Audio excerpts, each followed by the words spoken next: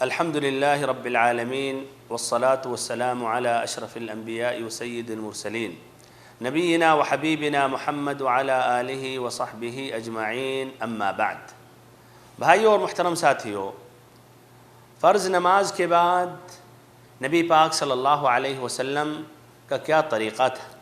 آپ صلی اللہ علیہ وسلم سلام پھیرنے کے بعد کیا کرتے تھے؟ ہم سبھی کو یہ جاننا چاہیے، پھر عمل کرنا چاہیے۔ یہ واضح کرنے سے پہلے اگر ہم نمازیوں کے بارے میں غور کریں تو ہم 4 قسمیں یا 4 کیفیت یا 5 کیفیت ہم ان کی پاتے ہیں فرض نماز کے بعد۔ پہلی کیفیت، ہمارے وہ بھائی جو سلام پھیرنے کے بعد فوراً بھاگنے کی کوشش کرتے ہیں اور بلا تاخیر مسجد کے باہر چلے جاتے ہیں۔ دوسری کیفیت، دوسرے قسم کے ہمارے وہ بھائی جو سلام پھیرنے کے بعد فوراً سنت پڑھنے کے لیے کھڑے ہو جاتے ہیں اور سنتوں میں مشغول ہو جاتے ہیں، یہاں تک کہ یہ محسوس ہوتا ہے کہ شاید فرض نماز کی کچھ رکعتیں چھوٹ گئی تھیں اور یہ تکمیل کر رہے ہیں۔ تیسری کیفیت اور تیسرے قسم کے ہمارے وہ بھائی ہیں جو سلام پھیرنے کے بعد فوراً سر پر ہاتھ رکھتے ہوئے یا قویو یا قویو یا قویو 11 مرتبہ پڑھتے ہیں۔ چوتھے قسم کے ہمارے وہ بھائی ہیں جو سلام پھیرنے کے بعد امام کا انتظار کرتے ہیں کہ وہ دعا کے لیے ہاتھ اٹھائیں، پھر ایسے ہی ایک ساتھ ہو کر اجتماعی دعا کا اہتمام کرنے کے بعد سنت پڑھتے ہیں یا باہر نکلتے ہیں۔ ان چاروں صورتوں میں سے، یہ چاروں کیفیتوں میں سے کون سی کیفیت صحیح ہے اور نبی صلی اللہ علیہ وسلم کی سنت کے مطابق ہے؟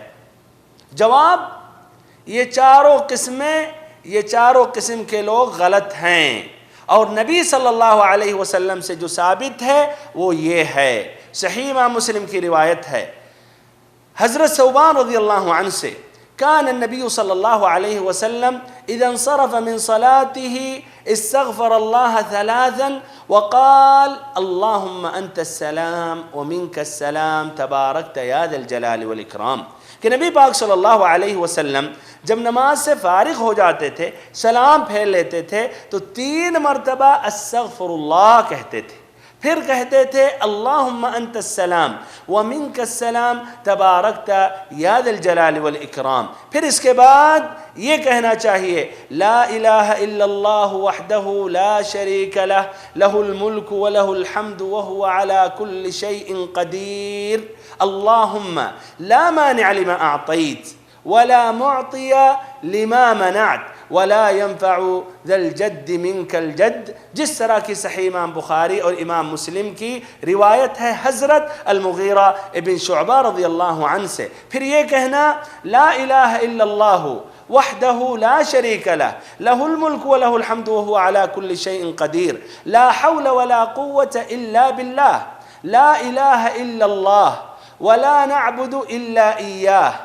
له النعمة وله الفضل وله الثناء الحسن، لا إله إلا الله مخلصين له الدين ولو كره الكافرون، جس طرح کی صحیح امام مسلم کی روایت ہے حضرت ابن الزبیر رضی اللہ عنہما سے۔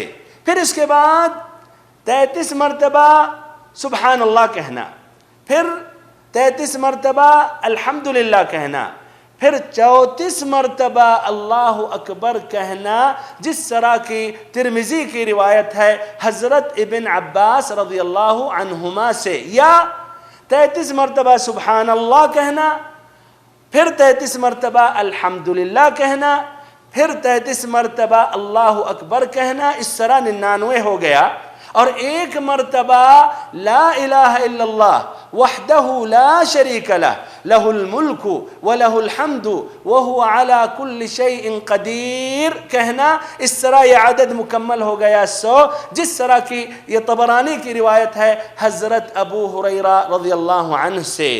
پھر آیت الکرسی کی تلاوت کرنا، جس طرح کی النسائی اور الطبرانی کی روایت ہے۔ پھر سورۃ الاخلاص، سورۃ الفلق، سورۃ الناس کی ایک ایک مرتبہ تلاوت کرنا، جس طرح کی الترمذی کی روایت ہے۔ ہمارے بھائیوں اور بہنوں، یہ نبی صلی اللہ علیہ وسلم سے ثابت ہے، آپ سے یہ مروی اور منقول ہے، ہمیں اس پر عمل کرنا چاہیے۔ یہ ہم سبھی کے لیے بہتر ہے اور افضل ہے، اور اس میں زیادہ ثواب اور اجر ہے۔ اب رہی بات ہمارے وہ بھائی جو نماز کے بعد فوراً باہر نکلتے ہیں، تو یہ ہمیں جاننا چاہیے کہ یہ ذکر کے لیے بیٹھنا واجب اور لازمی نہیں ہے، نہ ایسے ہی یہ سنت راتبہ پڑھنا ضروری اور لازمی ہے۔ یعنی ان پر صرف یہ 5 وقت کی نمازیں فرض ہیں، اور 5 وقت کی نمازوں کے علاوہ باقی سنتیں یہ فرض اور واجب نہیں ہیں۔ جس طرح کی صحیح امام بخاری اور امام مسلم کی روایت ہے، ایک شخص آیا نبی اکرم صلی اللہ علیہ وسلم کے پاس اور آپ سے اسلام کے بارے میں سوال کیا۔ آپ نے متعدد جوابوں میں سے کہا کہ 5 وقت کی نماز دن اور رات میں تم پر فرض ہے۔ اس نے کہا حل علی غیرہا، کیا ہم پر ان 5 نمازوں کے علاوہ کوئی اور نماز فرض ہے؟ تو آپ نے کہا لا الا ان تطوع، تم پر کوئی اور نماز فرض نہیں ہے، لیکن اگر نفل پڑھنا چاہو تو تم پڑھ سکتے ہو۔ تو ہمارے وہ بھائی گنہگار تو نہیں ہیں، لیکن اگر ان سنتوں پر انہوں نے عمل کیا اور ذکر کا اہتمام کیا تو اس طرح ان کے اجر و ثواب میں اضافہ ہوگا، نور علی نور ہوگا۔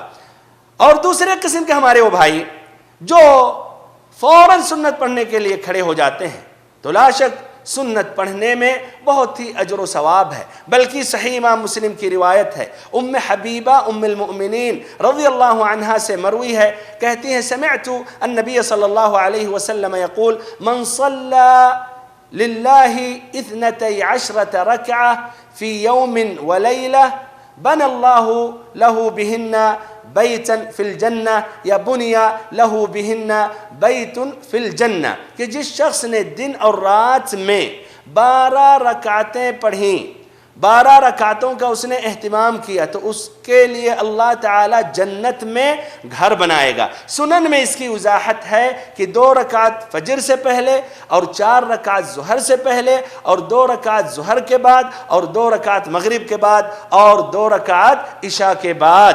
لیکن ہمارے ان بھائیوں کو ذرا ٹھہر جانا چاہیے، فرض نماز کے بعد یہ اذکار کا اہتمام کر لینا چاہیے، پھر اس کے بعد یہ سنت کو ادا کرنا چاہیے، اس میں زیادہ بہتر ہے، اور نبی صلی اللہ علیہ وسلم کی سنتوں پر زیادہ سے زیادہ عمل ہے۔ تیسرے قسم کے ہمارے وہ بھائی جو سر پر ہاتھ رکھ کر یا قوی 11 مرتبہ پڑھتے ہیں، تو اس کی دلیل کیا ہے؟ کیا یہ نبی صلی اللہ علیہ وسلم سے ثابت ہے؟ میں نے اپنے کچھ بھائیوں سے سوال کیا جن کو میں نے دیکھا اس طرح عمل کرتے ہوئے، تو انہوں نے مجھے بتایا کہ اس سے آنکھ کی روشنی بڑھتی ہے، آنکھ کی بینائی مضبوط ہوتی ہے۔ تو میں نے کہا یہ تو بہت اچھی بات ہے، میں بھی چاہتا ہوں کہ ہماری آنکھ کی روشنی بڑھ جائے اور بینائی مضبوط ہو جائے، لیکن اس کی دلیل آپ بیان کر سکتے ہیں؟ تو انہوں نے کہا کہ ہمارے پاس دلیل نہیں ہے، لیکن اہل علم سے میں پوچھوں گا۔ سبحان اللہ، بعد میں اتفاق ہوا، انہی کا سامنا انہی کے ایک عالم سے ہوا، تو میں نے ان عالم سے پوچھا کہ حضرت آپ لوگ سلام پھیرنے کے بعد سر پر ہاتھ رکھ کے یا قوی پڑھتے ہیں، تو کیا اس کی دلیل آپ بیان کر سکتے ہیں؟ اس کی دلیل آپ ذکر کر سکتے ہیں؟ تو انہوں نے کہا فلاں عالم نے اپنی فلاں کتاب میں ذکر کیا ہے اور انہوں نے کہا اس سے آنکھ کی روشنی بڑھ جاتی ہے۔ میں نے کہا بہت اچھی بات ہے، لیکن دلیل کیا ہے؟ تو کہا انہوں نے دلیل یہ ذکر کیا کہ ان کا تجربہ ہے۔ میں نے کہا سبحان اللہ، دین میں تجربوں کا کوئی دخل نہیں ہے، دین وہ ہے جو اللہ سے یا اللہ کے رسول صلی اللہ علیہ وسلم سے منقول ہو، ان سے مروی ہو۔ دین میں تجربوں کا کوئی گنجائش نہیں۔ اگر یہ تجربہ سے ہم دین لے سکتے ہیں، دین میں اضافہ کر سکتے ہیں، تو پھر نبی صلی اللہ علیہ وسلم کے آنے کا مقصد کیا؟ آپ بھی تجربہ کریں، ہم بھی کریں، وہ بھی کریں، وہ عالم، اس طرح دین بڑھتا رہے گا، دین میں اضافہ ہوتا رہے گا، مختلف قسم کے اذکار، مختلف قسم کی دعائیں، مختلف قسم کی نمازیں، پھر یہ بھائیو دین رہے گا یہ کھلونا مذاق ہو جائے گا. بہرحال تو اس پر کوئی دلیل نہیں ہے. اور چوتھے قسم کے ہمارے وہ بھائی ہیں جو اجتماعی دعا کا انتظار کرتے ہیں. تو دعا ایک نہایت ہی مہم عبادت ہے، بلکہ ترمذی کی روایت ہے الدعاء هو العبادہ، کہ دعا ہی عبادت ہے. اور الحمدللہ دعا کے مختلف اوقات ہیں، بلکہ آپ ہر حال میں ہر وقت اللہ تعالیٰ سے دعا کر سکتے ہیں. لیکن کچھ ایسے مقامات ہیں، کچھ ایسے اوقات ہیں جہاں ان دعاؤں کی اہمیت اور ہے اور قبول ہونے کی چانس زیادہ ہے. جس طرح کی اسی نماز میں سلام پھیرنے سے پہلے یہاں دعا کا اہتمام کریں. اب سلام پھیرنے کے بعد آپ دعا مانگ رہے ہیں، جبکہ یہاں نبی صلی اللہ علیہ وسلم سے کچھ اور مروی ہے، کچھ اور منقول ہے، تو بھائیو یہ صحیح اور مناسب نہیں ہے. اور اجتماعی دعا کرنا یہ بھی نبی صلی اللہ علیہ وسلم سے ثابت نہیں ہے، نہ صحابہ کرام سے. وخیر الہدی ہدی محمد صلی اللہ علیہ وسلم، سب سے بہترین طریقہ، سب سے بہترین سنت نبی پاک صلی اللہ علیہ وسلم کی سنت اور طریقہ ہے. تو ہم سبھی کو نبی صلی اللہ علیہ وسلم کی سنت کو اپنانی چاہیے. اللہ تعالیٰ سے دعا کرتا ہوں کہ ہم سبھی کو ان باتوں پر عمل کرنے کی توفیق دے، اور نبی صلی اللہ علیہ وسلم کا جو طریقہ ہے وہ طریقہ اپنانے کی توفیق دے. وآخر دعوانا ان الحمد للہ رب العالمین، وصلی اللہم وسلم وبارک وانعم علی عبدک ورسولک محمد.